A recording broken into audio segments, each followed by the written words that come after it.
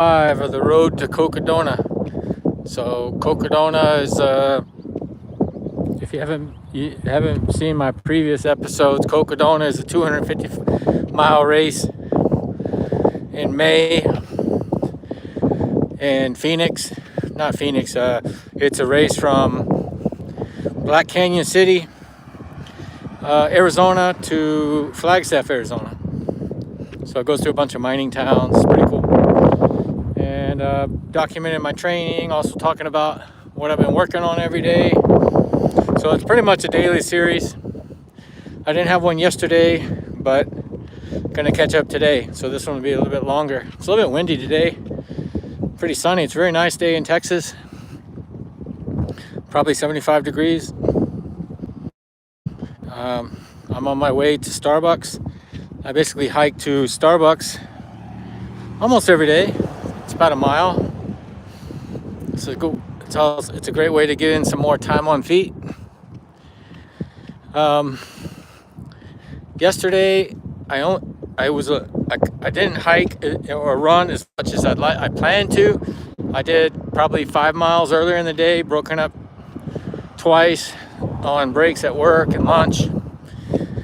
But I've been fasting, and I have a lot of experience fasting, but yesterday I kind of didn't properly manage it well.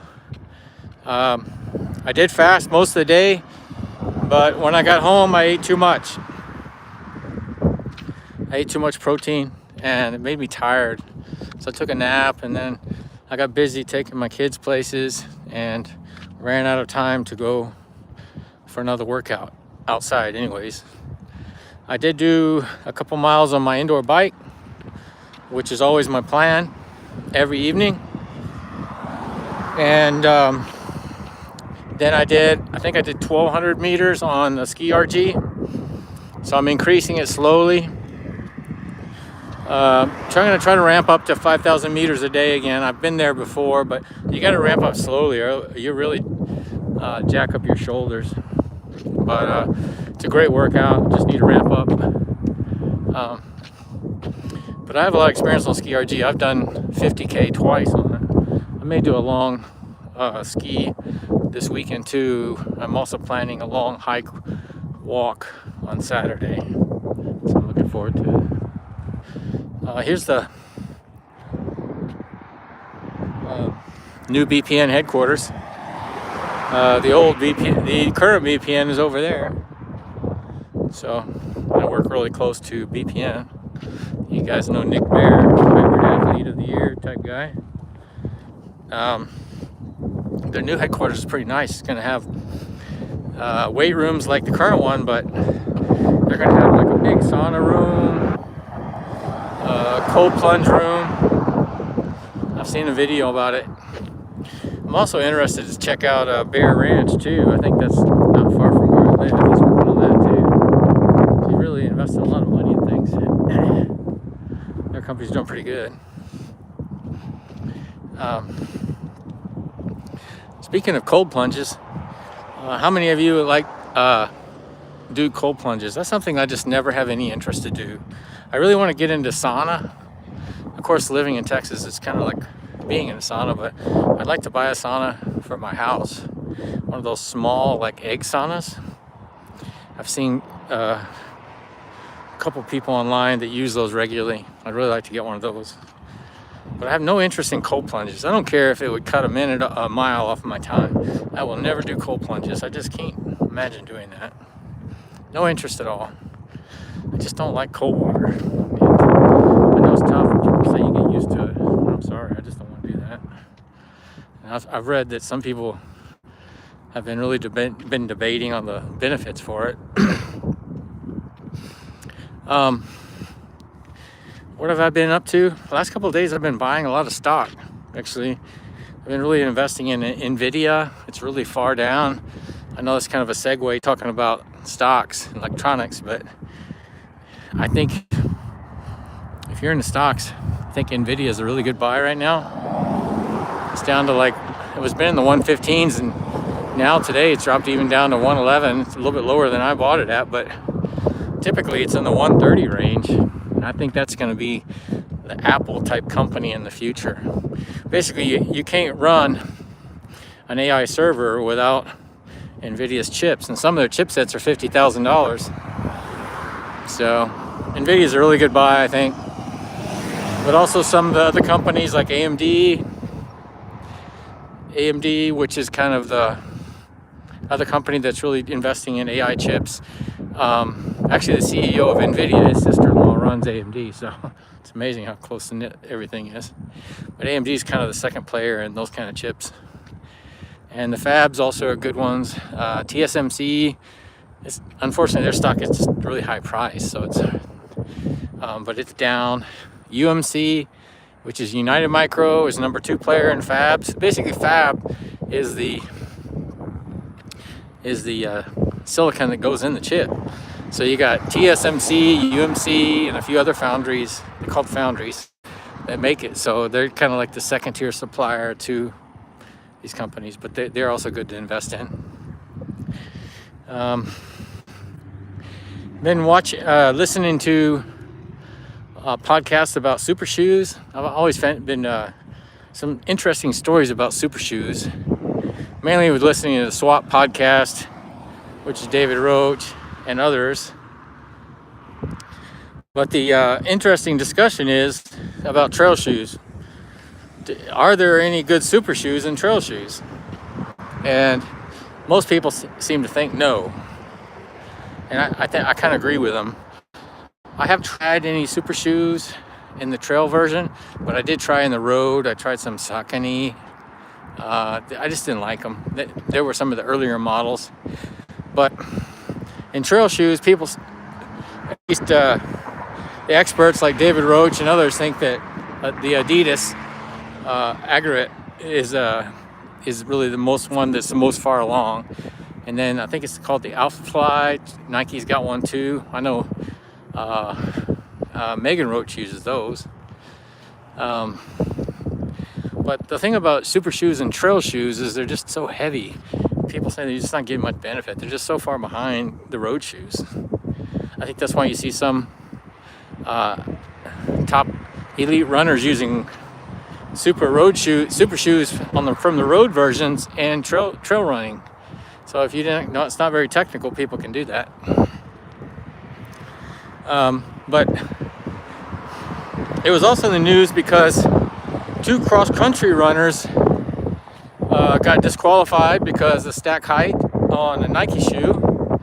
And then recently, the elite runner, the Indian guy, I forget his name, Raj, I think his name. Anyways, at our Vipa event, he broke the record but got disqualified because he had the Hoka Skyward X, I think it's called. It also has illegal stack height, so he got disqualified. Of course, my question is, these guys know that before they ran in them. Why are they running them? And then my second question is, why are these companies making shoes that are illegal? They know pros are going to use them. So, kind of weird, isn't it? Yeah, I thought that was interesting. So what else I wrote down to talk about today? Oh yeah, the weight loss issue. This is an issue that I've talked about many times. Some people get angry with me, but it's just common sense, physics. Some of these pro athletes, writing articles for magazines about their struggles with weight and those things, and basically they're saying you shouldn't worry about your weight. But I think if you're an average runner and don't care about it, fine. But if you're a pro runner, I mean, even the top coaches like Ryan Hall and others, they all tell you weight matters. It's physics. I know I'm like trying to lose another 10, 15 pounds now. When I lose 10 pounds, I feel much different as a runner. We got to keep in mind that we're runners, not weightlifters. I mean, of course weight makes a big difference. So I think sometimes people are a little bit silly about it. I was reading an article by Ollie Ostrander. I like her a lot. I follow her. She was running for InNormal, I remember seeing her run in Alaska, a real good runner. But she had, problems with it, and was talking about it. And people are always really hard on coaches when they push their athletes to lose weight. It's their job to win, you know. So yeah. So I think it's fine. It's interesting. So weight does matter. I mean, I try to lose weight, and I'm back of the pack runner. So if you're a pro runner and you don't care about your weight, which I know they do because all the ones that are talking about it are shredded. So of course weight matters. I'm always interested in those kind of discussions because they come back. You know, they kind of come in cycles every year or two. They come back. The other thing that's been, oh yeah, I forgot yesterday. I was just checking out my workout. I listed my workouts yesterday. I was also in the gym. I did a couple sets of bicep curls.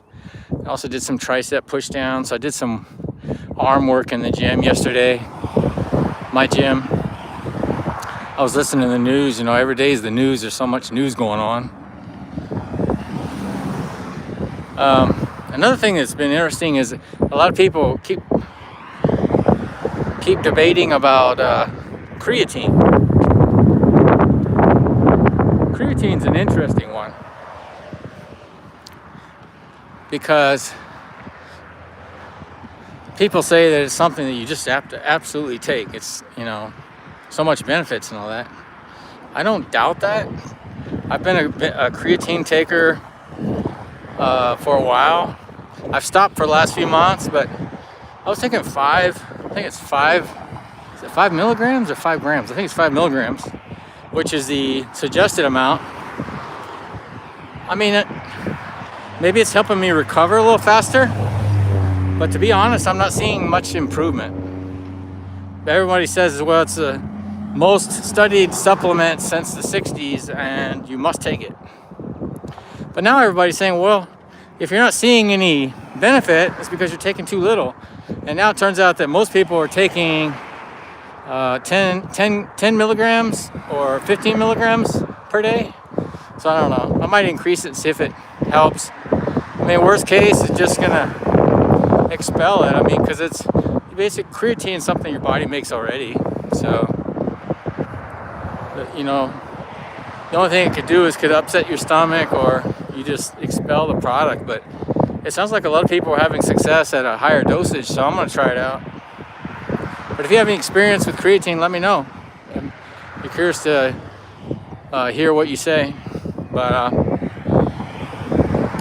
so today I'm doing this is my second hike of the day. So I think I'll go in the evening with about 5 miles.